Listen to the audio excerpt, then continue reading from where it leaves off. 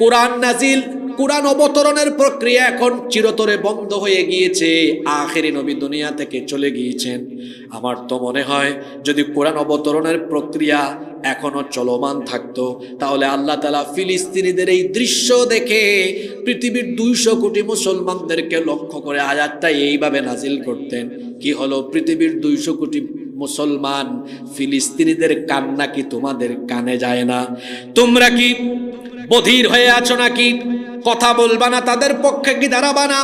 যদি হাতে গোনা কয়েকজন মুসলমান মক্কায় থেকে নির্যাতিত হওয়ার কারণে বাদবাকি সবার জন্য জিহাদ ফরজ হয়ে যায়, লক্ষ লক্ষ মুসলমানেরা ফিলিস্তিনে নির্যাতিত হওয়ার কারণে আজকে 200 কোটি মুসলমানদের উপরেও তাদের পক্ষে দাঁড়িয়ে জিহাদ করা ফরজে আইন হয়ে গিয়েছে।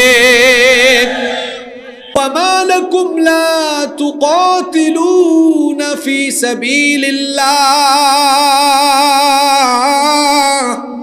তোমাদের কি হলো? কেন তোমরা আল্লাহর পথে লড়াই করো না? কেন তোমরা আল্লাহর পথে সংগ্রাম করছো না? ওয়াল মুস্তাদআফিনা মিনার রিজালি ওয়ান নিসাই ওয়াল উইলদান, সেই সকল দুর্বল ইমানদার পুরুষ, নারী এবং শিশুদের জন্য।